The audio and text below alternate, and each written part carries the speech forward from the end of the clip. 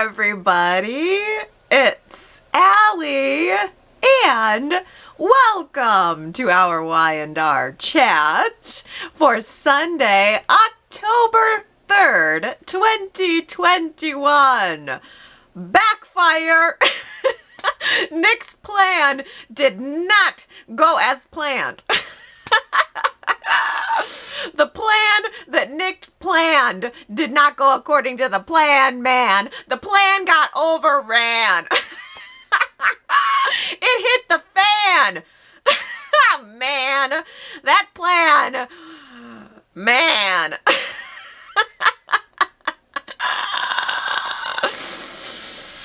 Nobody's even gonna be at this wedding now. Nick's plan got him uninvited from the wedding. Billy got uninvited to the wedding. The altar is just going to be Sally's beautiful, elegant wedding dress hanging on a dress form with Ashland dead on the floor beside it. Nikki and Victor will be sitting in the pews. Victor will just be blissfully out of it, and Nikki will have the concerned look on his face. That's what the wedding's gonna be. Oh. Well, Nick's plan was fly to New Jersey, find out what it is that Ashland Locke is hiding, come home, reveal the truth about what he found to Ashland, maybe stop the wedding, possibly save his sister from making a huge mistake, probably become a hero in the long run. But what Nick did not count on was, well, first of all, Victoria already calling Ashland out about the red flags that are all over these secret phone calls he's been making. But more importantly, Nick did not plan on Ashland actually inviting Victoria to Nick's meeting too. Very smooth, very savvy move of Ashland. Ooh. So that was all Nick had he seemed like he had a good intention. He seemed like he knew what he was going to do. But how Nick's plan actually went down was Ashland and Victoria show up at the coffee house. Ashland says to Nick, all right, anything you have to say to me, you can say in front of Victoria. So Nick says, fine. Tell me about a young man named Bobby DeFranco who died in a car crash 40 years ago. And Ashland says, fine. You want to know who Bobby DeFranco is? He's me! I'm Bobby DeFranco! Ooh! Boosh! Bobby DeFranco! Are you looking at me? Are you looking at me? Are you looking at me? Ashland Locke is Bobby DeFranco! Or Robert DeFranco if you're feeling formal. And holy macaroni, Bobby tells Nick, Victoria, and us quite a gritty tale about himself as a young man, a young teenager in fact, and his best friend who was named Ashland Locke. Same age, both of them teenagers. Ashland, the other guy, offered Bobby, our guy, some friendship, some refuge, even at a point some protection from the abusive father. And the two teens became such good friends that they got matching tattoos, and they eventually ran away from their hometown together. Well, one night, Ashland, again, the other guy, was driving his Camaro really fast down the street, as young guys do. He crashes the car. Bobby, our guy, is ejected from the car crash immediately, but Ashland is trapped in the wreckage, and it's all starting to catch fire. And Bobby wants to help his friend, tries to help his friend, but the situation is becoming increasingly dangerous. So, knowing that his abusive father was looking for him because he had run away, his abusive father was trying to find him and was probably going to make his life further a living hell, Bobby makes this split decision to abandon helping the friend as the situation grows more dangerous. He just takes his ID, his wallet, out of his pocket, tosses it into the area of the car, into the fire, and runs away. Goes into hiding. And from there on out, allowed himself to be assumed dead, took on Ashland's identity, went on about his life, and just tried not to look back. He did what he felt he had to do. In this very split second of tragedy, Bobby DeFranco was dead, and then he decided to become Ashland Locke. So, there you go, Nick. There you go, everyone. The look on Nick's face was like, ugh. Not exactly what he was expecting to hear. I mean, the big secret that was supposed to expose Ashland Locke as the Loch Ness Monster was instead kind of just a painful childhood trauma that's now being unearthed. And Victoria heard it all. She runs out of the coffee house after learning this information, and Ashland tells Nick, well, I hope you're satisfied. And Nick says, hey, I just wanted the truth. And Ashland had this great moment where he responded, ah, yes, the almighty truth solves everything, doesn't it? Victoria wasn't instantly angry with Ashland the way Nick, or maybe we, expected her to be. She was instantly angry with Nick.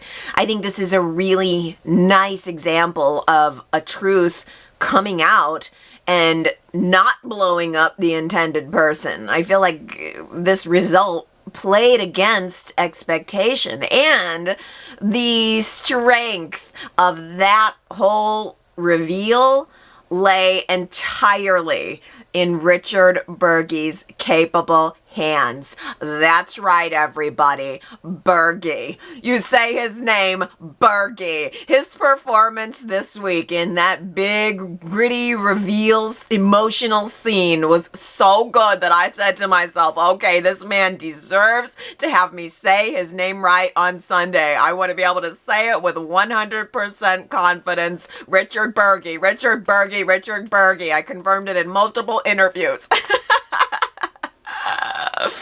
It was so good.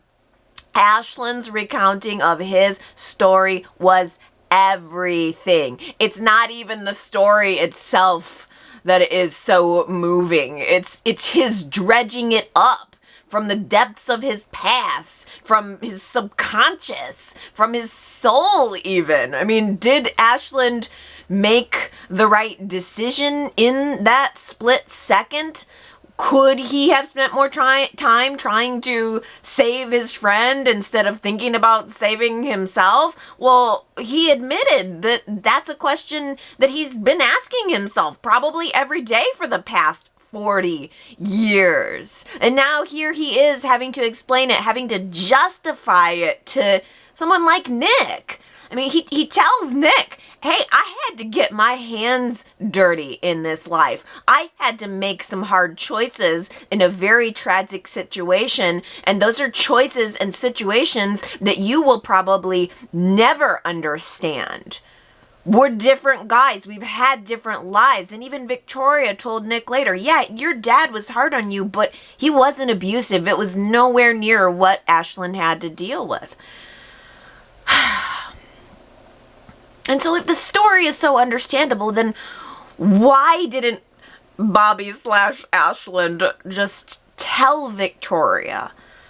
Well, He explained to Victoria that he feels shameful about it all. I mean, it's horrible on top of horrible. Plus, it's not a secret that really affects how he feels about her or affects what their relationship is or how their relationship will be in the future. It's just kind of a painful wound that's now been pried open. With a hangdog look on his face, Nick goes to Victoria's office to try to talk to her.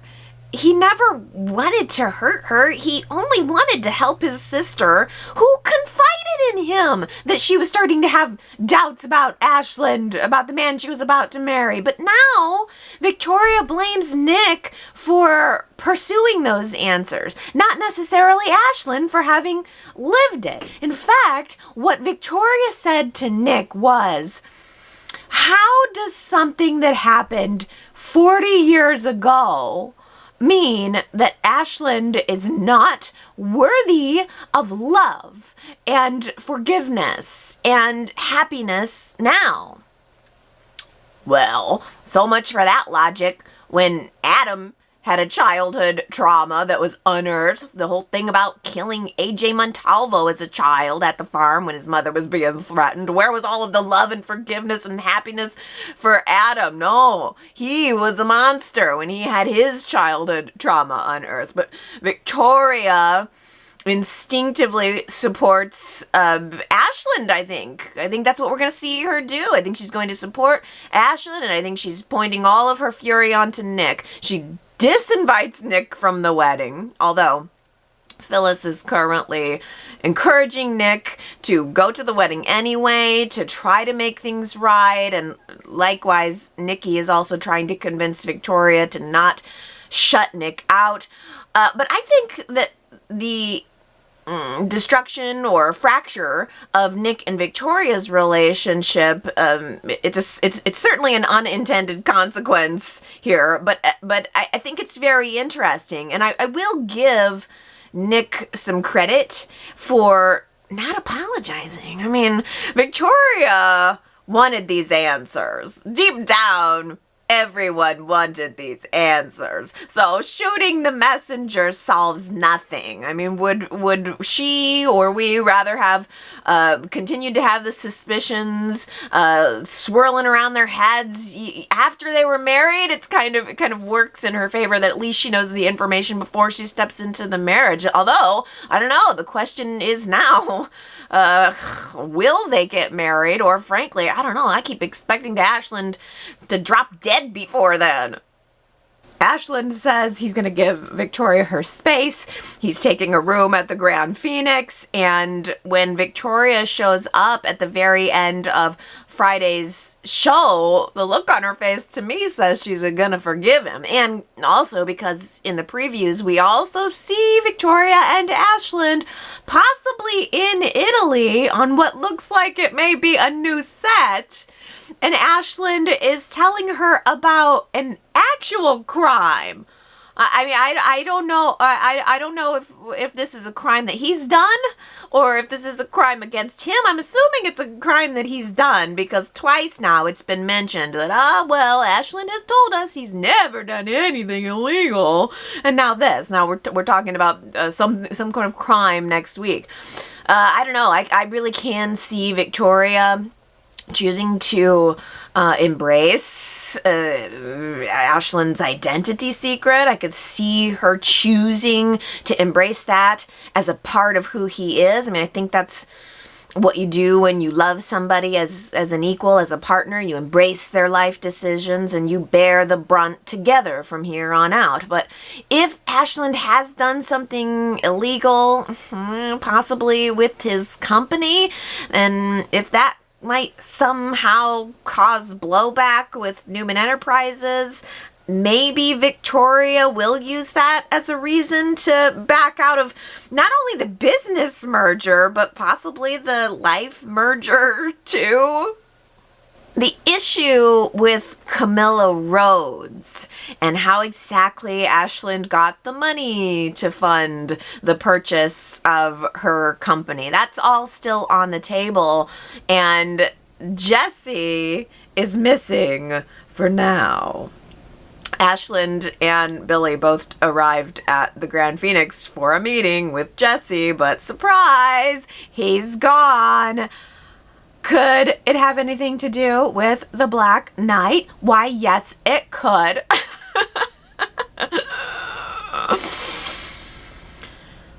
Victor takes Ashland back to the ranch and explains to him that he just figured that Jesse was blackmailing his future son-in-law, and so he took it upon himself to just go ahead and pay the guy off.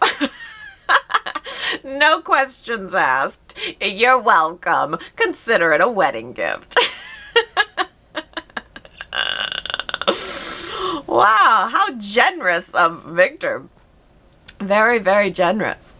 But it comes with a warning, because Victor did say, "Don't forget, what I have done here today, I also can undo in the blink of an eye."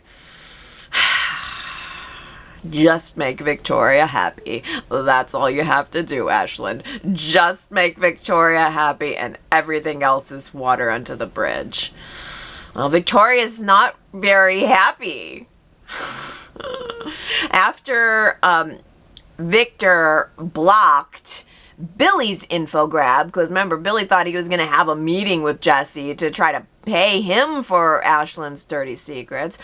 Billy ended up instead, since he couldn't get the info from Jesse, he instead went to Victoria, told Victoria all about Jesse's existence, and I will wager a guess that everything we saw in the previews for next week is going to be Ashland filling Victoria in on the final details that surround Jesse and how they were together able to pull off probably illegally funding that acquisition, that initial acquisition. It's interesting that just as the plot started to move forward, Billy dropped the ball. Billy was moving all of the action forward. Billy was the one asking the questions. And then just when we got to the end, just when we got to the answers, Nick was the one who stepped in and not only took over, gave us the answers, but also took the brunt of Victoria's fury. I really was assuming that Billy was going to be the one to bring all of this information to Victoria's feet. But, I mean, ultimately, Victoria being mad at Billy accomplishes nothing. It gives us no further story. Victoria being angry with Nick is actually much better, because Nick is not someone that she can just cut out of her life snippety snap, no problem. Nick is her brother.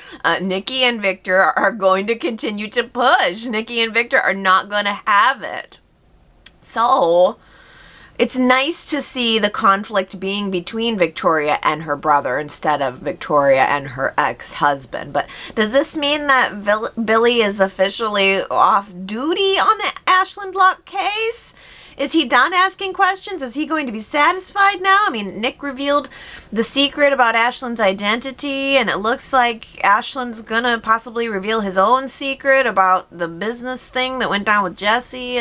So is there anything else that we need to know? Or, you know, is this it? Is this the secret done? This is it.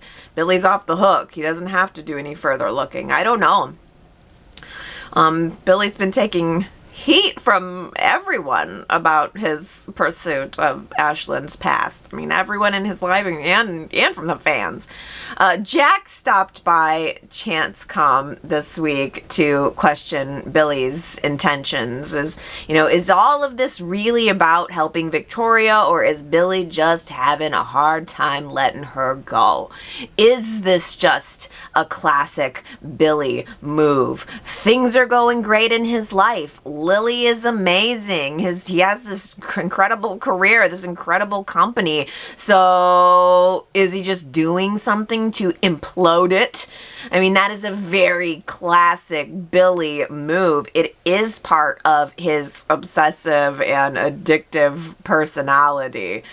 But I've come around. I feel like Billy made some really good counterpoints explaining himself. I mean, it all boils down to the kids. If it involves Billy's kids in any way, he says, I don't care what anybody else thinks. I'm going to keep digging until I'm satisfied. And for what it's worth, Jack, I can still care about Victoria and not want her to get bamboozled. Nikki doesn't see it that way, though. Nikki also confronts Billy, and Nikki uninvites Billy from Victoria's wedding. She tells him not to show his face around there and ruin Victoria's big day.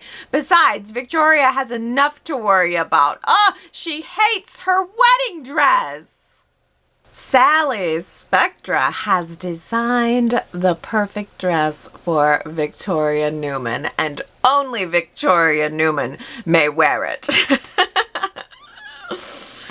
I really have to admire Sally's determination here. Sally has spent all this time sketching and erasing and sketching, and then going to the trouble of having the dress made, paying out of pocket for it, all so that Victoria can have the perfect dress on her wedding day, and then hopefully Sally will, I don't know, get a little bit of good press out of it.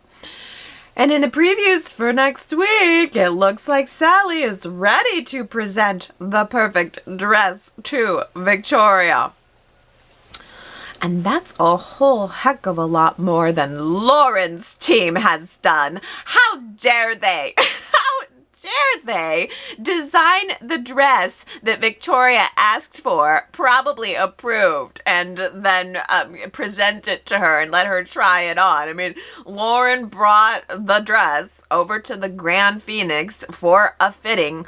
I don't even know why they would be at the Grand Phoenix, though. Why would Victoria want to do that in a hotel room? Does she not have a home?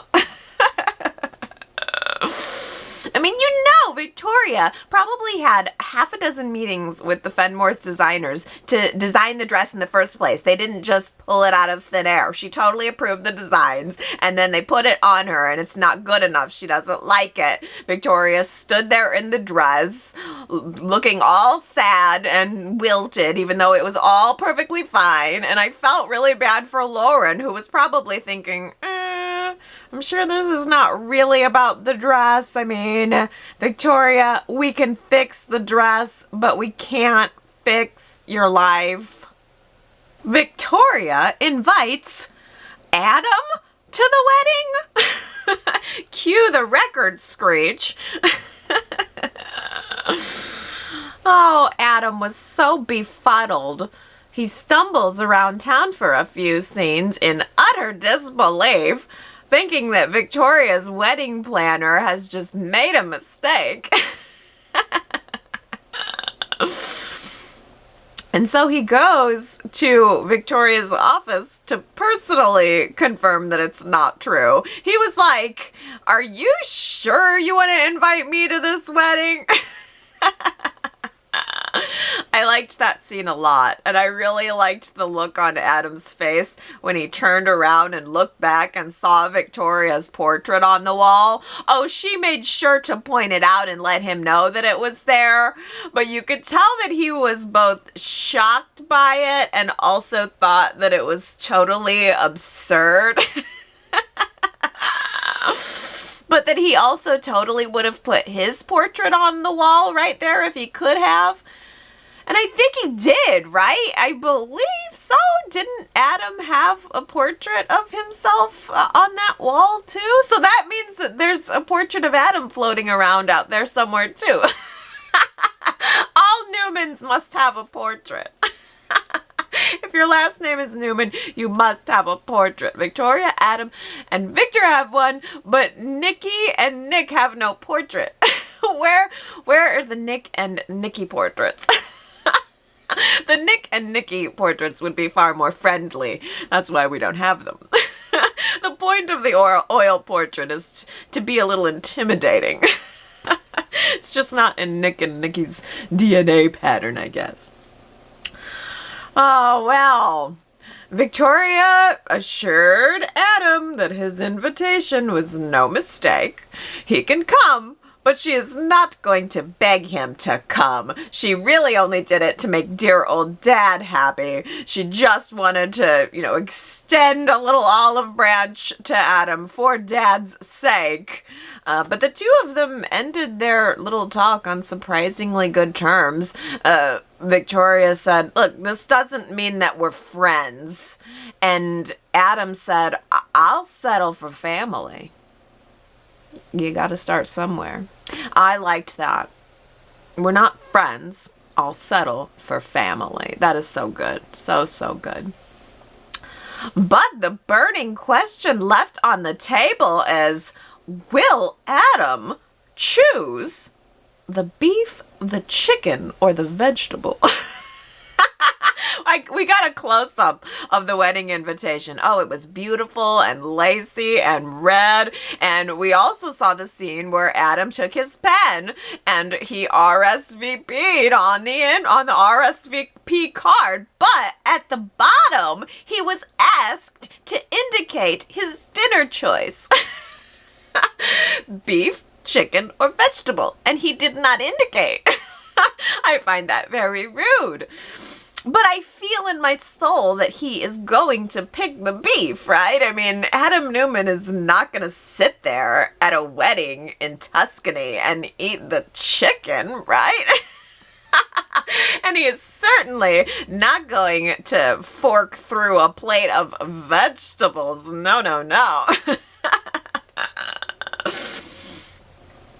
Beef it is. He can let Sally eat his vegetables, because Sally pretty much invited herself to go with him to the wedding immediately as soon as she realized that Adam was on the guest list. So there you go. Let's just let Sally eat his salad.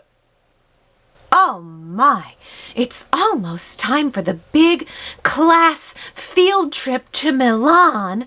Nick is out sick, and Jack might have to sit next to Phyllis on the school bus. What will he do? Is it me, or is this totally immature? Have I just evolved past the nuances of early romance? I don't know. Jack is nearly 70. Does he feel on the inside like the awkward teenager that he looks like on the outside? I don't know. Thank goodness that Nick, captain of the football team, returned from New Jersey on time. Nick was, out there doing his research. Putting the screws to those 3 dead guys was taking way longer than he thought it was going to. But nothing was going to make him late for his own daughter's wedding day. When Phyllis arrived early to the Abbott mansion with her luggage, like she was ready to take off from the tarmac right there that's, in the Abbott front yard. She had to, like the Abbott mansion was the terminal, and she hauled her luggage in, and then they stepped out of the front door onto the tarmac where the Chabot private jet just jets them directly to Milan. When Phyllis wheeled in her luggage, I was kind of hoping that Tracy would put the screws to her. But Tracy, Tracy gave her this look like, okay, we need to talk. And Tracy knows Jack so well that, he's longing for love, and maybe Tracy was going to pick up on it. I mean, they talked about it last week. I would think that maybe Tracy would have given Phyllis a light-hearted warning about leading Jack on or something in the nicest way possible. But I I don't know. Instead, they just ended up having wine and chat. It was like, hi, this is Tracy and Phyllis, and welcome to our Y&R Chat. I don't know. I wanted more from Tracy. Tracy did eventually ask Jack about it. She kind of broached the topic, and she did lead him to seem to come to terms with the relationship, or his feelings at least, for Phyllis, or at least for this week. I don't know. It seems like Jack has resolved that his feelings for Phyllis are okay, but at least for now, he came to the conclusion that, you know what, love never really leaves us. It just changes forms, it changes shape, it comes, it goes, but it never really dies, and that's okay. You know, everybody who comes into your life touches your heart for a little bit, but it's okay that they leave. All my feelings are fine. I'm fine. I'm definitely fine, right? But Phyllis was feeling more and more like a part of the family this week. I don't know, shouldn't Tracy and Ashley kind of dislike Phyllis for cheating on their brother? Instead, Tracy was singing her praises and giving Phyllis props for all of her hard work and practically making her the lead character of her next novel, which is not a bad idea, really. Tracy could call it Red Woman or Firefox or Red Phoenix. Or I don't know, maybe it could just be a straight up romance novel, and Tracy could use Jack and Phyllis's love story as inspiration. All Tracy has to do is go back and watch all these flashbacks that we're getting, and she'll have all the inspiration she needs. I mean, we are seeing a lot of Jack and Phyllis flashbacks right now. By the way, we have seen absolutely zero flashbacks of Phyllis and Nick, which would be equally as compelling and equally as plentiful if Y&R was choosing to show us the Phyllis and Nick romance. But it is all about their choice. This is what they're choosing. They're wanting to show us this. I don't know why they chose, though, to show us Phyllis and Jack in her dressing room on her wedding day with the red towel on her head, instead of showing us the actual ceremony. Are they building to that? Are we actually going to see their wedding ceremony eventually? Why the dressing room? I thought that was an odd choice. I loved Summer's elevator birth, though. Ooh, that was a good scene. And now that looked like a real baby. Watching that and comparing it to what Mariah just went through, oh, that looked more like a real birth. It was slimy and all. Jack had slime all over his hands when he went to call the paramedics from his 2006 flip phone. And then Phyllis gave the baby a kiss, and then she got the red slime all over her lips. That was closer to reality, folks. Y&R and all its players were not afraid to get gritty. Back in the day. Today, we're lucky if we get a glimpse of a real baby or anything more than a bread loaf wrapped in a blanket. Oops. Sharon accidentally blew up Tessa's spot. She didn't mean to. She just put her foot in her mouth. And early in the week, I was thinking, oh, this is so good. I'm really glad that if Mariah is going to push Sharon away or really not want the support from her family right now, I think it's really great that Tessa can talk to Sharon. Let Tessa have the relationship with Sharon if Mariah doesn't want to. And Tessa tells Sharon about Mariah's baby wishes and kind of what Mariah's mental state seems to be. And Sharon helps Tessa talk through what her response needs to be, because Tessa said that she was sort of thinking about just playing along with it for a while to let Mariah have some peace and happiness and excitement about something. But it was Sharon who advised asked Tessa to just come clean now, because if you're not honest with Mariah right now, it's only going to hurt more and worse later. So after talking to Sharon, Tessa tells Mariah in the nicest, most tiptoeiest way possible that she's not ready to start a family right now. And Mariah, on the surface, seemed to accept it. Although she was clearly hurt, she seemed to accept it. And she also expressed that she is ready. You know, Tessa might not be ready, but she is. So after Tessa gave Sharon the heads up about what's in Mariah's head right now, Sharon could not resist the urge to load up her Tupperware with every casserole in the recipe book and then head over to the Grand Phoenix to mother Mariah.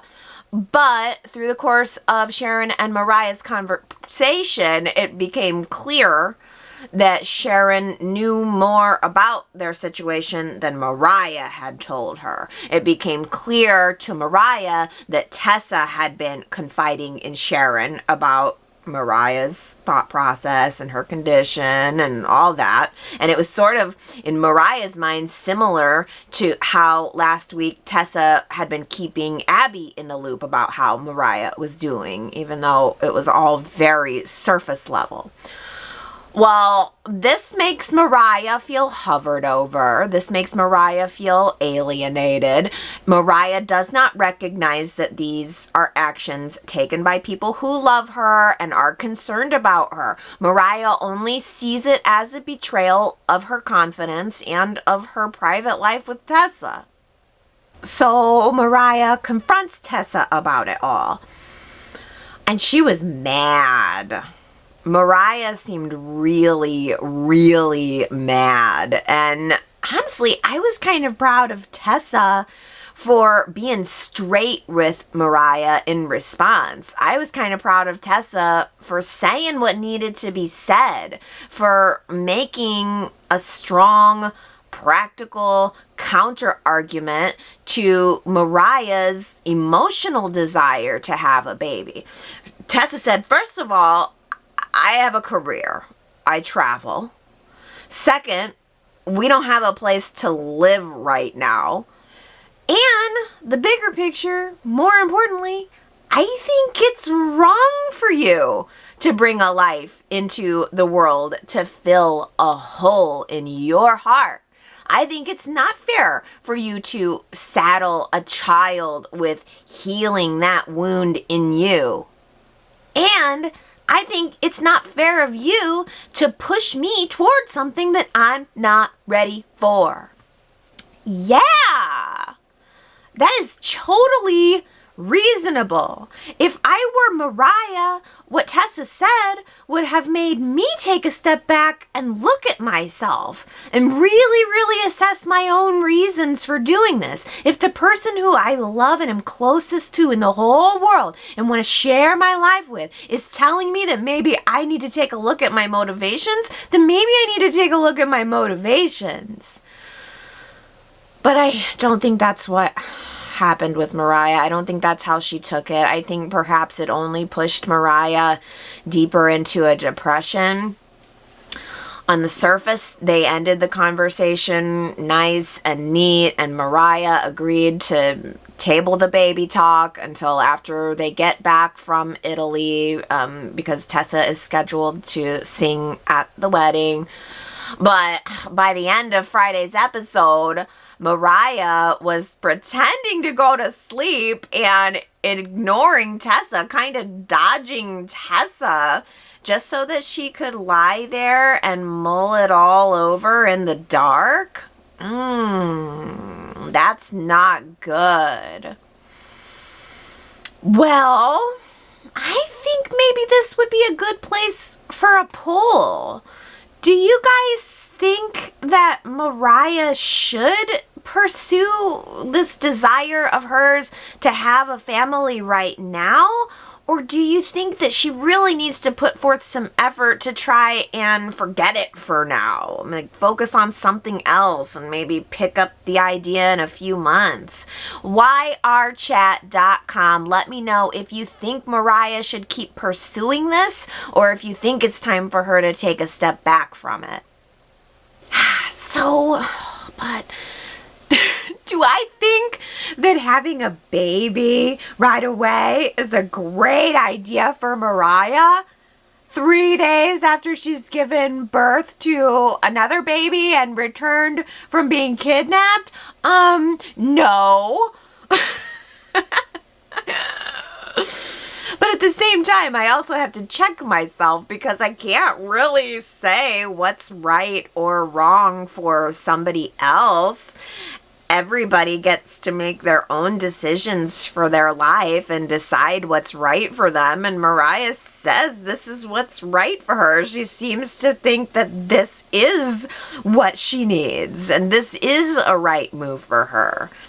It's tough. It's a tough spot because from an outside perspective, it seems like a recipe for disaster. And all of the points that Tessa made are so totally valid. But then I think to myself, everybody should do what's right for them. And that's what Tessa did too. I mean, that's what Tessa should have done. Tessa said, nope, I have to tell you, this is not for me. Not right now, anyway. And I'm glad that she did that. But so could Mariah decide for herself, as she is entitled to do, that she would like to get pregnant again and have a child on her own? I don't know. Could Mariah decide that maybe she would like to adopt a child or that she would like to foster a child? I'm just trying to look for a solution here. I mean, I think that maybe Mariah making the decision to pursue parenthood would be a different scenario than asking Tessa to do it. I mean, that's a whole nother kettle of fish, asking somebody else to go through it. But if Mariah decided to do that, is that a possible solution? Lots of women, come into relationships with a child and they don't expect the parental partnership from the significant other. So could Mariah maybe assume a parental role on her own? I don't know. In this case, I think it would be difficult because Tessa and Mariah are already in a relationship.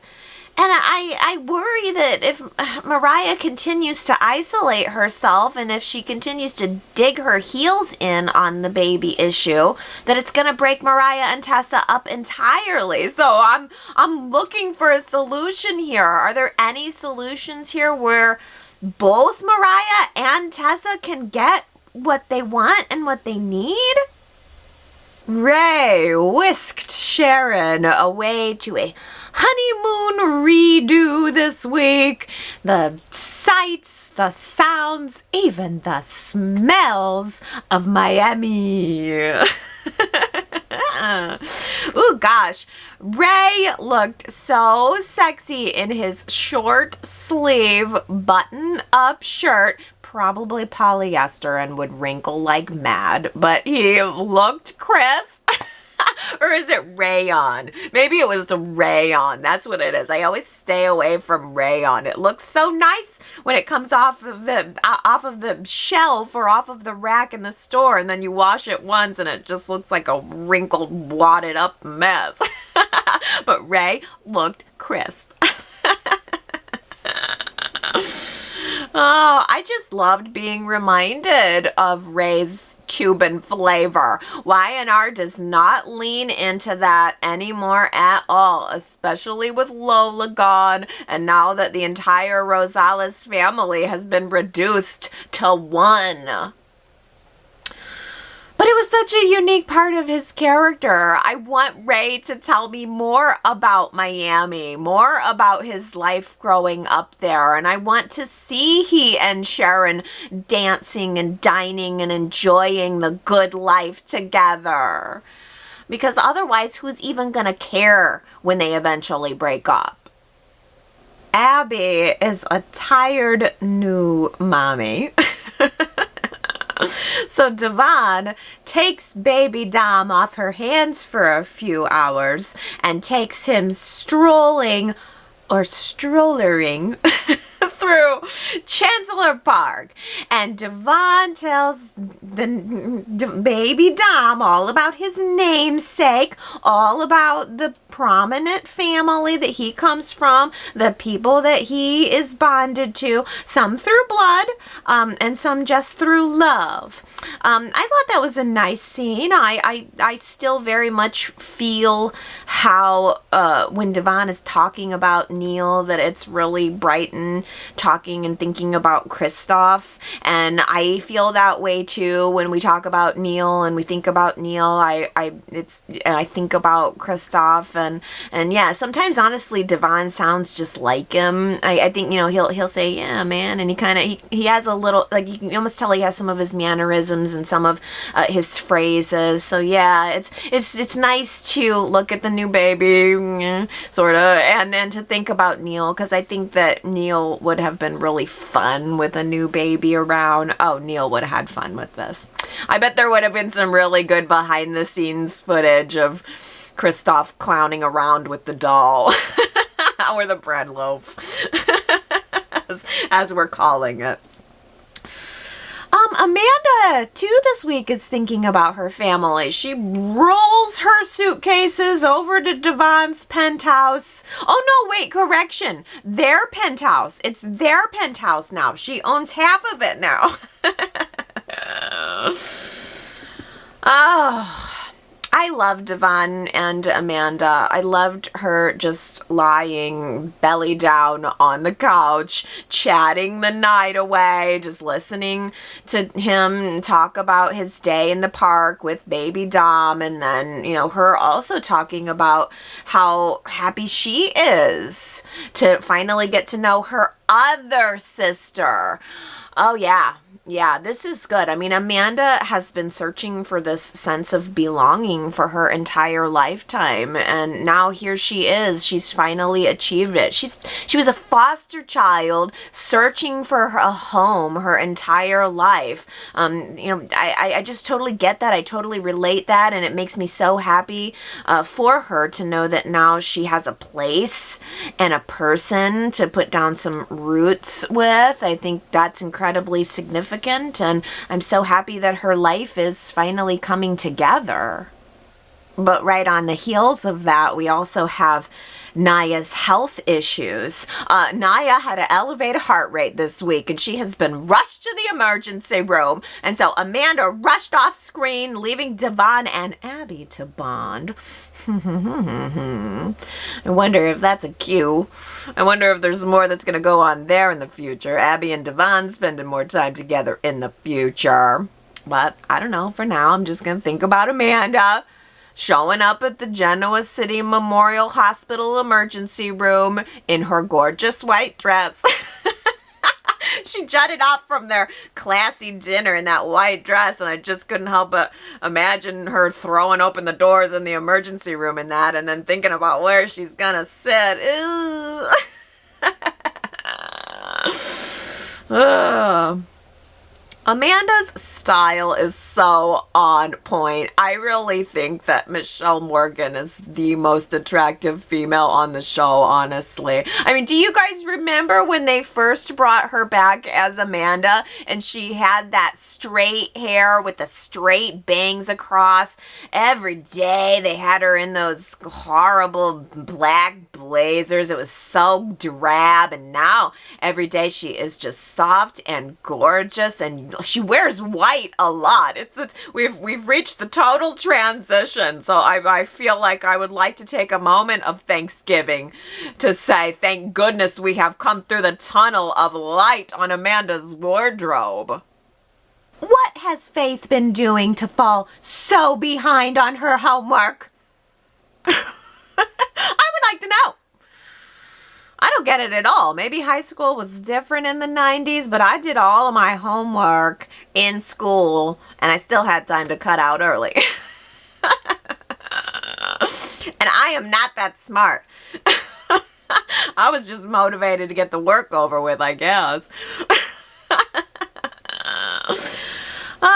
unlike Moses and Faith, I oddly enough having a pile of work to do and realizing that it's all due tomorrow is a recurring dream of mine.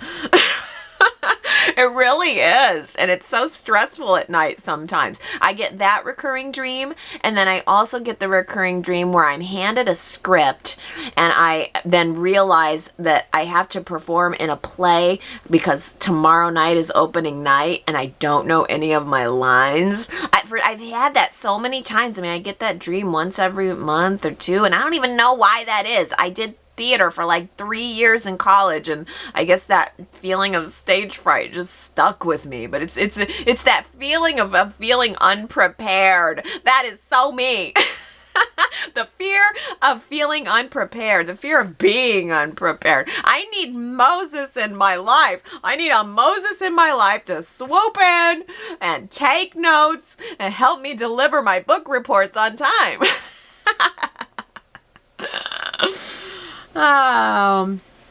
Yeah, that was cute. I mean, Faith was practically drowning in papers and books on the day of their big first date, and she had so much to do. She tried to cancel the first date, but then Moses steps in and helps her accomplish it all.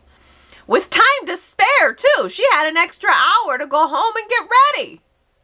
What did Sharon say when Faith came home claiming that she got all of that work done and now she's ready to go out? Oh, but she'll be home by curfew. Sharon got a call from the school. After Sharon got a call from the school, I would think that maybe Sharon might want to see some evidence of the completed work. And maybe Sharon might want to think about putting out the help wanted sign at Crimson Lights. Let Faith out of a few of these after school shifts. She's getting behind.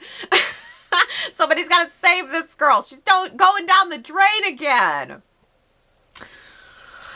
Oh, Sharon seemed happy, though. She was happy to see Faith and Moses actually getting to have their first date.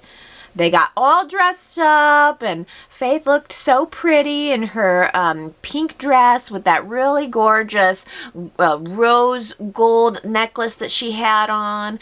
And I just thought Moses was a total cutie in his suit. Moses was able to arrange a private room at top of the tower. Remember top of the tower, you guys? I mean, that has got to be another headstone in the graveyard of Y&R restaurants. Top of the tower. We're never going to see that again. Apparently, Moses beat Victor at a chess game in exchange for the private room at top of the tower. I mean, I highly doubt that. But I like the idea. I'm pretty sure that Victor would have let him win. Oh. I'm stuck wondering, though, why didn't we just send Moses and Faith to society or to the Grand Phoenix so that we could actually see their date? Not just seeing them at the coffee house afterwards, talking about their date. Like, why are Moses and Faith confined to only be at the coffee house? I don't get it. They easily could have gone to society and we could have done a little scene of their date. I mean, that's it. That's the criticism that I have here. It feels like Y&R is committed to following through with Moses and Faith's romance, but not wholeheartedly, you know? I mean, we see them, but we don't see them that much. Time is being invested in their romance, but not that much. And so, you know, consequently, the fans are gonna like Moses and Faith, but not that much. Heartbreak. It's just a part of the human experience. Ah, the wisdom of Tracy Abbott. That was her take on Jack's history of love. Ah, Jack, heartbreak. It's just a part of the human experience.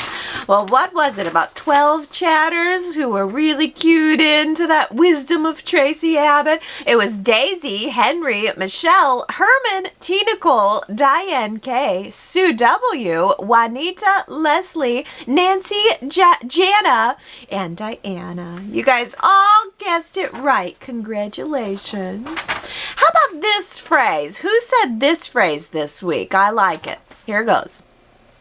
Dime store psychoanalysis. I love that so much because it feels like that's exactly what we do every week here at Y&R Chat. Dime store psychoanalysis. Who said it? If you think you know, go to yrchat.com to leave your guess. And if you get it right, I will give you your congrats on next week's chats.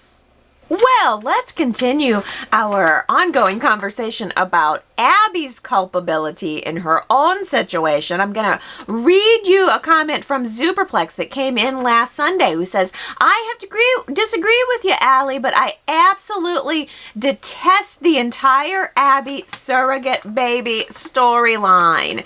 It is eminently clear that this storyline is driven more by plot and the exigencies that arrive on hand more than logic, reason, and character. As a consequence, Abby is made to appear immature, irrational, self-possessed, lacking common sense, and totally devoid of any understanding of human nature. Let us start at the beginning. I believe that Melissa Ordway was the catalyst behind this story. She probably experienced a surrogate pregnancy firsthand and wanted that reflected in her character. I also believe that the original intent was to have Mariah as the surrogate mother, but then the show encountered a stumbling block when Danny B was let go by the show. They had to concoct something, so their solution was to have Chance turn out to be sterile, so he couldn't father the child through in vitro, compelling Abby to search for the sperm donor. This in turn allowed Devon to become the biological father and convert what was originally a surrogate pregnancy storyline into a universal baby storyline, encompassing all the foundational families of the show. The problem behind all of this is simple. None of it rings true. No normal person or rational person would have made the same sequence of decisions in order to have a baby. The whole hullabaloo is a mind-boggling excuse to deliver a baby that is related to everyone on the show. No kidding. I mean, I can't argue with you there. I do think all of that is true. Everything that, went on behind the scenes is what fed into this storyline. Honestly, I just make it my job on a weekly basis to try my best to make it all make sense from a character point of view so that I don't go crazy. I'm here week after week, whether the plot makes sense or not, so I just feel like I might as well make it good even when it isn't. Oh, let's talk about that fake baby that's got everybody so up in arms. Sue W says, okay, fake baby is starting to get as much chatter press time as the shall not be named person in the unnamed colored piece of clothing. Of course it's fake, Sue W says. Like the whole show. Blasphemy, I know. I guess I'm an easy mark in shrugging off the prop. I know other shows use real babies, but even that's a bit off-putting with some random baby being gaga'd over and peddled on TV. But hang in there, fake baby denouncers. It'll soon grow out of its swaddling. Yeah, honestly, I really agree with you, Sue W. I'm kind of playing into it for the joke, but it doesn't bother me that much that it's a fake baby or that we haven't seen an actual baby on the show. I'm kind of thinking maybe it's got something to do with COVID because children can't be vaccinated. I don't really know, yeah, for me, it's just a funny joke at this point. It doesn't really detract from me very much. Even this week we saw Abby holding the baby and the bread loaf. And I was actually thinking to myself, she looked very natural. She looked like, you know, a mom in the way that she was rocking the baby back and forth. So I thought she did the best she could with the bread loaf. And then we saw Devon and the baby stroller talking. And it does not pull me out of the scene to know that it's not a real baby. But I know that for some people, it really is a distraction. I just kind of like the joke. You know me, I like to grab onto a joke and then beat it to death. Oh, well, more serious topic. Daisy says, I don't think Tessa should have gone behind Mariah's back to her mother. She should have tried harder to help her understand, especially if she felt Mariah wasn't hearing her. It just seems like Tessa was patronizing Mariah rather than seeing her as a as struggling but healing.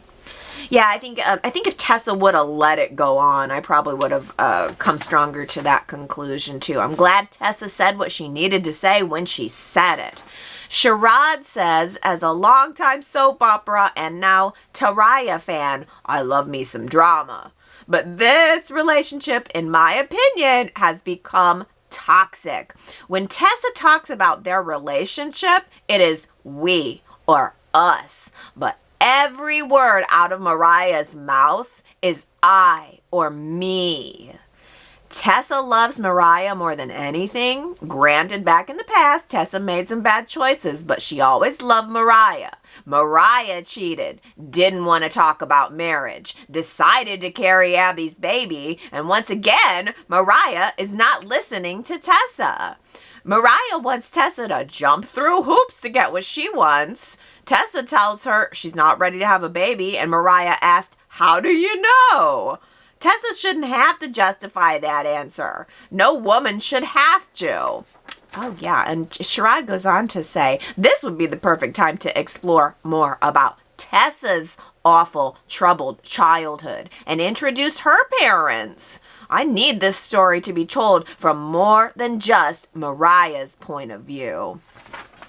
That is a darn good point. This story is like 100% from Mariah's point of view. They've done a good job in the last couple of weeks of really bringing Tessa to the forefront and really at least spending some focus on the aftermath of the surrogacy as it pertains to Mariah and Tessa's relationship. But I really like your point that it is slanted toward Mariah. And you know, thinking about Mariah now maybe going on to adopt or foster a kid, that really would just be more of the same. It would just be more of Mariah wanting what Mariah wants and finding a way to get what Mariah needs and disregarding of Tessa's feelings about it. I just wish there was a way that these two could work it out. Like, I don't know what the answer is when one partner wants to have a child and the other partner isn't ready for it. Because Tessa's not saying, I don't want a baby. Tessa has said more than once, I do want a family with you. It's just not right now.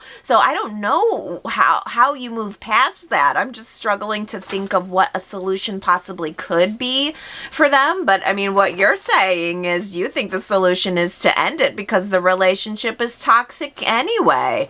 And who knows, maybe that will be where it all shakes out.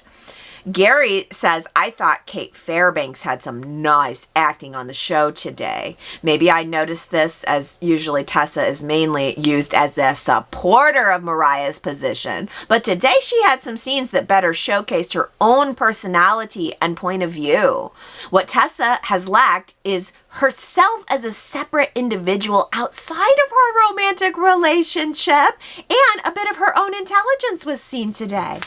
Oh yeah, you both, Gary and Sherrod, those are really good points. What Tessa has lacked is her own life and her own individuality. She is almost always there, only as a support character for Mariah. So Mariah has someone to talk to. Mariah has someone to interact with. But yeah, it did seem like, especially on those, I think, Thursday and Friday shows, we were really getting to see Tessa shine. And I gotta tell you, I am genuinely more interested in Tessa than I ever have been.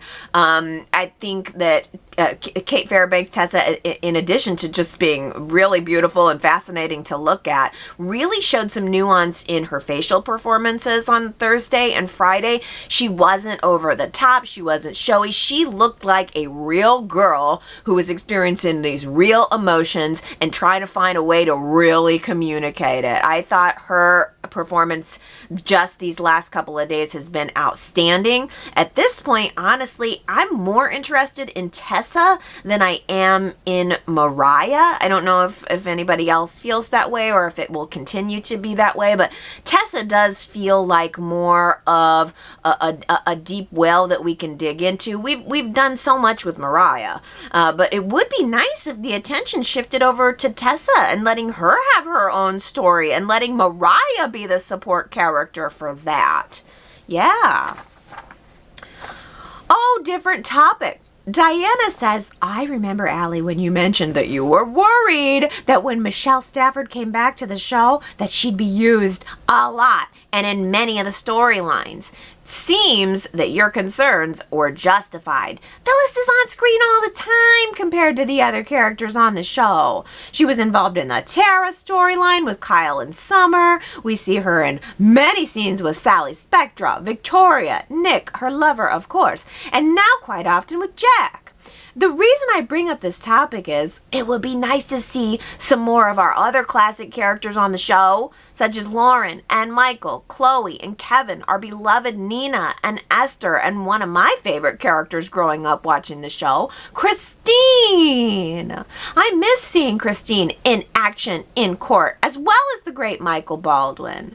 We see Phyllis working at the hotel all the time. Even Crystal, her employee, gets more airtime than the other characters. I hope Y&R gives all these characters more screen time as they all make the show more enjoyable. Yeah, I know. It does seem like Y&R has maybe shrunk the cast a little bit. I don't think the cast is as large as it used to be. And so maybe that's why they're just tapping into who they have. But yeah, they do use Michelle Stafford. And to Michelle Stafford's credit, I mean, I have to say she does jump in and she gives it her all, whether the story is good or not, whether she belongs there or not. But yeah, I agree with you. I think she is used. I don't feel like it's to the point of overuse, only because I just somehow flipped a switch and I just really like her now. I don't even know when and why that happened, but believe me, I totally get what you're saying because I have felt it in the past. They were overusing Phyllis, and not in a good way, right before she left the show this last time, and I was getting frustrated with her. I was sick of seeing her on screen, so I totally get it. And more to your point, yeah, I would love to see more little vignettes with, even it doesn't have to be a big major story, but I'd love to see a little here and there with, you know, as you say, Lauren and Michael or Nina, where'd she go? Or maybe a little update from Esther. I mean, there's a lot of different places that the show could put in some feel-good stuff, some, you know, bring in some of the history of the show. Yeah, I totally get it. Sue W. says, Phyllis's tan skirt this week had those distracting white blocks at both sides of the waist that I kept thinking were price tags. Probably the same brand as Sally's geometric blocked workout wear. Phyllis wears everything with flair nonetheless. That was a weird one. Oh, Sue W., I was really hoping somebody would mention this outfit because I loved it. I hadn't really thought so much about the design of the dress or the pattern of the white part. I just thought she looked like a Neapolitan ice cream cone, and I wanted to eat it. Oh my goodness. You know me. I love tan and white and all shades of tan. And then they added that blush pink top. It was like a strawberry on top of the whole thing. I just thought it was gorgeous. The color scheme. Gorgeous. Gary says, in the middle of alcohol bonding yesterday, I liked the way Tracy was able to throw a little snark Phyllis's way. She was so confused by Tracy that she completely got away with it. I missed the snark. What's wrong with with me. I was too busy, like, I don't know, melting over Phyllis's Neapolitan ice cream sundae that I didn't catch the snark. How did I miss? Tracy gave a zinger to Phyllis and I missed it. I was so dazzled by Neapolitan ice cream that I missed it. Gary says, also, speaking of sex, which we weren't,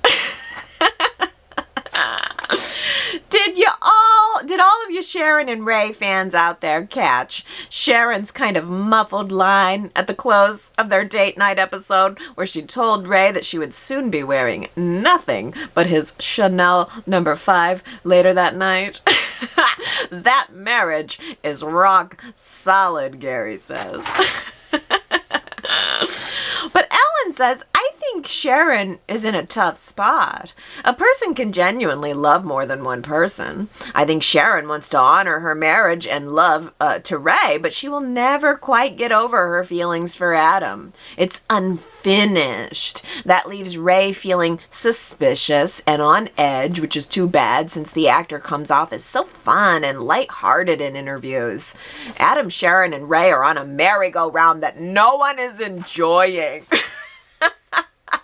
Man, that's good. Adam, Sharon, and Rey are on a merry-go-round that no one is enjoying. That's right. The characters aren't enjoying it, and the fans aren't enjoying it. And it's another good point that, I mean, Rey seems like he would be capable of some comedy and some fun and some lightheartedness, and I loved that Cuban flair that they were trying to add into the show this week, and I want more of that. They really, really missed the boat when they got rid of Mia. And then they got rid of Arturo, and then they got rid of, well, Lola went on to, of her own choice, to do something else. But yeah, we really, really could have used that Rosales family, and Y&R just didn't do it. Oh, here is an interesting comment from Leslie, who says, Rob and Akiva need a podcast did a podcast of the RHAP, I think they pronounce it Rahap podcast. So let me see if I can break this down. So Rahap is a podcast series. I think he started out covering Survivor. Actually, I think Rob was a former Survivor contestant. He started doing podcasts about Survivor, but then he started a podcast network where they talk about all kinds of different shows. And according to Leslie, it seems like they watched, like blind watched, the September 24th episode of Y&R, and I guess they watched it for a week and then did a recap. And Leslie says it was hysterical. They had no idea what was happening. And in the end, Rob asked the panelists if they felt sucked in to follow the story, and they weren't. So yeah, people blind watching Y&R for a week, talking about the story, could not follow it, and were not sucked in by it. Well, I think that Y&R is making a show that's very much for its existing fan base at this point. I really don't even think they're trying all that hard to pull in new viewers. I also think it is harder to get hooked on a show when there is just so much content out there now and everything is on demand. I mean, would I have been hooked on Y&R if I had started watching it today or the week of September 24th? I don't know. Maybe not. I mean, in 1993, when I started watching the show on summer vacation from school, soaps were pretty much the only game in town. And then it just becomes a habit after that. So I don't know. But it's very interesting to know that new viewers catching on the show for a week weren't really following it, didn't really connect to it. Not sure how committed they would have been to it anyway, because they're trying to churn out this podcast content because they're making advertising dollars on it. But it almost takes a certain personality type, I want to say, to really like and engage with soaps. I guess I always have loved a story, and I love that the story is ongoing. I love that I can continue to follow the story and the characters over such a long length of time. There's never in I don't know, where are we now? Nearly like 25 years or something since I've been watching. I've never stopped, not once. I've never ever once said, I'm just going to take a break from Y&R. I've never done it. I've watched every single episode. I'm committed. But it kind of goes back to something I said a couple weeks ago. I think soap opera viewers are loyal. I mean, I just would bet you that most of you guys are loyal people. You've stuck with it. You know, you found something that you liked for one reason or another. Maybe you like all of it, maybe you like part of it, but you stick with it. I think it takes a certain personality. Oh, but let's move on to our topic of the week, because honestly, this is probably the biggest thing that everybody wanted to talk about. And I'll start with Jamie, who says, "Okay, Bobby/Ashland, now onto the real story behind that mysterious windfall that enabled you to become a high-profile business tycoon. There is definitely more to uncover here, Bashland." How about that? Bashland. I think that is a great new name, Jamie, because I wasn't sure if I should call him from now on out, if I should call him Bobby or Ashland, but Bashland covers it.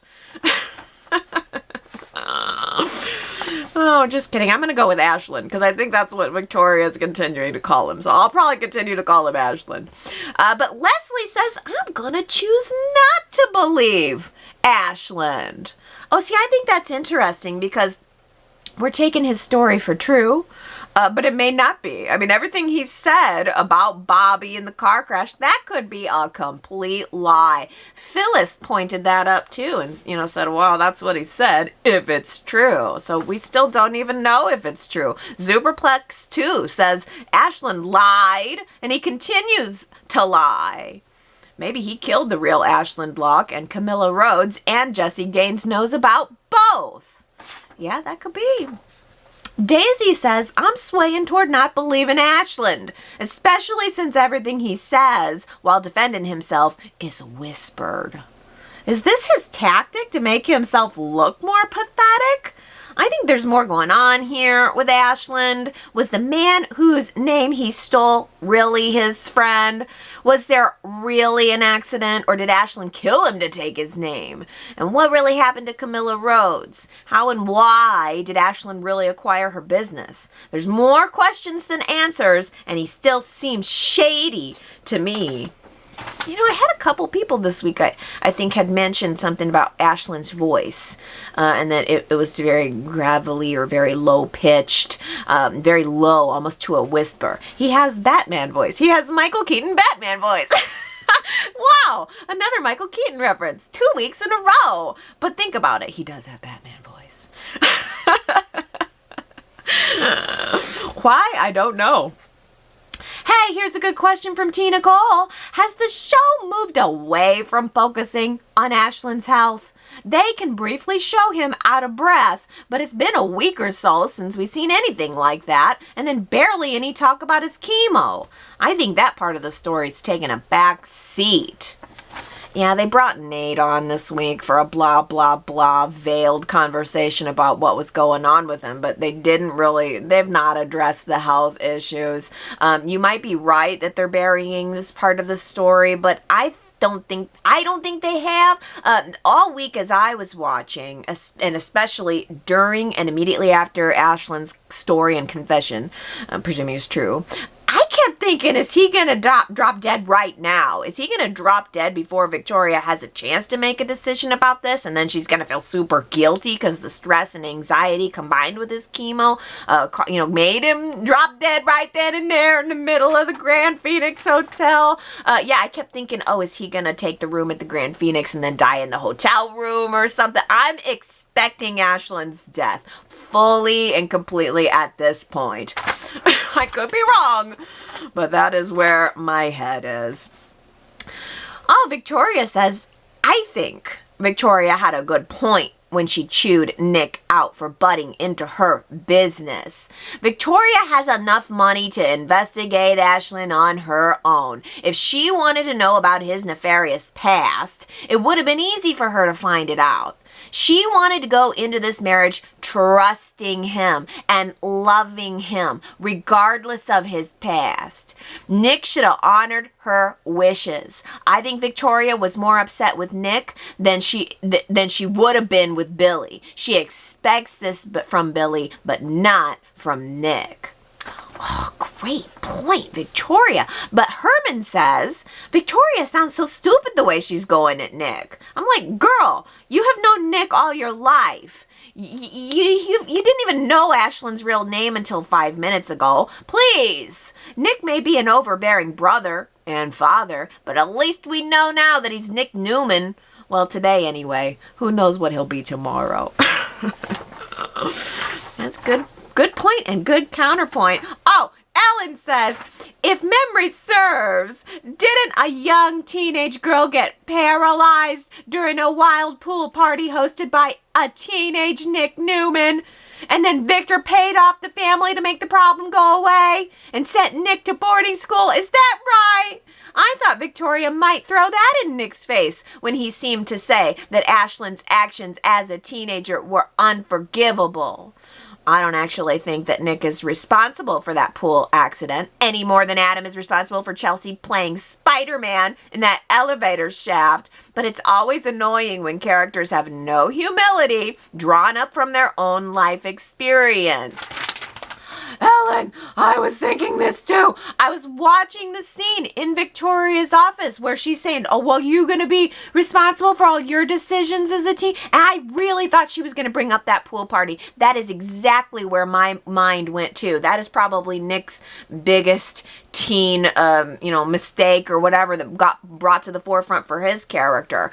So yeah, that was absolutely in my mind. But I actually also just really liked that conversation. I liked that point a whole lot because it's so easy to look at Ashland now as the older gentleman that he is, as opposed to thinking, well, wait a minute, you can say that you would have done this or that as with the life experience and the wisdom that you acquire as you go on, but you got to think this is a 16-year-old kid that did this. I mean, you almost can't even conceive of what your mind was like at 16. I mean, you don't even think your brain's fully developed at 16, for crying out loud. But I mean, then there would have been other points that you could have thrown up too about Summer and maybe her decisions as a child. She was bullying that one kid. I mean, it's just your brain is not. You make some irrational decisions as a teen, and certainly Ashland has asked himself if that decision was right or wrong, and if he is to be believed, then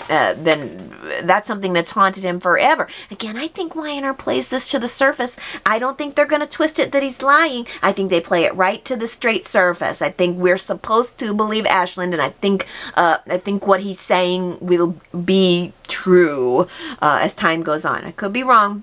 But yeah, I also like this point that characters don't enough have humility about their own backstory, but then on the flip side, when we do get that, it's such a nice welcome change. I really like when characters reference back to their own bad mistakes or have any self-awareness of the story, when it shows in the writing that the character has a self-awareness of their own long history. Because probably the majority of viewers at this point know the history of the show. I mean, based on that podcast that was watched from Y&R, it's probably not a whole lot of new people. The people who are watching it now have been watching it forever and have that knowledge. So why don't the writers? All right, moving on. Oh, this is a little bit more fun. Victoria says, I absolutely loved Victoria's lilac outfit today. It was feminine with terrific lines. It suited her well, and also I thought the wedding dress she tried on was pretty, minus the deep slit on the side. I know she'll end up going with Sally's design, but this one didn't scream return to designer. I guess we're to infer that it didn't speak to Victoria's high standards or her heart. Oh, I'm glad you mentioned the purple outfit, because the first time when I saw it was, I think, when she was coming to the Grand Phoenix, and it threw me off a little bit, because it was complex. I mean, it had some puffy, or some long flowy sleeves. I think it had it seemed to be, have a slit, or I don't know what to call it, where it came together, and it had sort of a bare chest point in the middle, and I think there was a slit on the sleeve too. It was complex, and at first I was like, what is this blouse? I can't handle all this blouse. But then as the time went on and I kept looking at it and we got this really great shot of the full body of it. It wasn't a blouse, it was a dress. And I was just like blown away by it. And she did look gorgeous and she made the most of that dress. She wore it in scene after scene after scene and it was stunning. Now, as for the wedding dress, Gary says, a good question is, will Y&R Chat fashion fans ultimately be disappointed when they see Sally Spectra's much-touted wedding dress for Victoria? Sally describes the dress as suited to a T for Victoria only. But can such a creation really live up to the hype? Yeah, I wonder after all this hype, are we going to see Sally's amazing dress? Are we all going to gasp? Or are we all going to say, that? Oh, will we see the dress? And will Ashland and Victoria actually say, I do? That was last week's poll question. The results shifted a little bit as the week went on, not gonna lie. It was a little closer toward the beginning of the week, and then as everything went down, as Ashland's telling his story, and more people are coming to the website to leave their comments and vote in the poll, it shifted over to no. 69% of you say Ashland and Victoria will not ultimately say I do. 31% of you say yes, there will be a wedding. I voted yes. I feel like yes, we are actually going to get the wedding. Yes, they are actually going to be married. And Marianne V says, I see I'm in the minority, but I voted yes, they will get married. More drama will happen after they're married and with the merger. I don't think Victoria will care about Ashland changing his name and keeping quiet about it. Yeah, I also voted yes to the wedding. I'm also in the minority. I think they will get married. I think Victoria will absolutely forgive the identity secret. The only thing that it still is a little bit of a ickiness is what is he going to reveal next week about whatever he had to do to get the money and some illegal stuff. And is she going to say, hey, wait a minute, that might affect Newman Enterprises. You had some, is this all going to come out about you had illegal money to fund your business? Is your business going to go under and then that's going to tank my company too? It's also possible that maybe she will kill the merger and go forward with the marriage or vice versa. Tony says, I think they will marry. Ashland will die. There will be a prenup / post-death complications in the business world, and maybe Harrison will inherit the company and Kyle will run it. Oh, yeah. I think you're right. I think they're married and Ashland's going to die. I don't know what that means about the company, though, but that's an interesting idea that Harrison could come back. He and the fox could sit in the Victor chair, and then we could get Harrison with the fox in a portrait of their own. Wouldn't that be great if that's where we were going with it all? Ultimately, 6 months from now, little Harrison and Zippy the fox are sitting in Victor's chair, and then we look up and we see that they also have a matching portrait above the fireplace. On the wall. I love that, Tony. Or the idea that Kyle would run it. That's interesting too, yeah. I wonder if he's ever going to come back. I mean, we know we're getting Kyle and Summer's wedding. We're going to see them for a little dose of happiness here pretty soon. But I wonder if Kyle and Summer will ever be brought back to the show in a meaningful way. You know, maybe Phyllis is getting all this extra airtime because, again, Y&R's filling space for the Kyle and Summer hole. I mean, Kyle and Summer they were a big part of the show, and then they were just gone due to contract issues, and now Y&R's got to fill that time somewhere. Maybe they're just shoving Michelle Stafford in wherever they can. Michelle Stafford, shove her in there. Oh, well, speaking of weddings and the wedding invites, T. Nicole says, I found a picture online of Victoria and Ashland's wedding invite, and I saw, in case anyone's interested, that Victoria's middle name is Nicole, and Ashland's is Marcus, and the wedding date is the 14th of October. Woo! So we have Victoria, Nicole, Newman and Ashland Marcus Locke. And the wedding date is the 14th of October. Oh, so that's still almost, 2 weeks away? It's at least a little over a week away. Wow. So is Kyle and Summer's wedding then going to happen next week and then the week after that? Maybe? No, because we're already in Tuscany next week. So, oh goodness, I don't know, but it's coming up soon. Yay, I can't wait. We're getting close, you guys. But on that, speaking of that wedding invitation, Herman says, I was hoping that wedding invitation had Ashland's real name on it. Oh yeah, wouldn't that have that would have been such a real headache for Victoria, right? I mean, what if that is what she's really upset about right now? That's what she's really worried about right now. Victoria's thinking, great, now we know Ashland's real name. Do I have to go back and reprint all of the invitations now? Oh, a bride's work is never done. Especially when you're marrying a shady tycoon with a questionable past. Oh, I relinquish the floor to you, Y&R Chatters. Go to yrchat.com to leave your comments. Let me know what you're thinking of the chat. Let me know what you're thinking about the show. And oh, come back next week because we're getting close to these sweeps. We're getting close to getting some answers and some real good drama. I am in. I think next week and the week after is going to be real good. October's a great month and it's just getting better. Okay, everybody, I love you so much and I will see you next Sunday. Have a good one. Bye.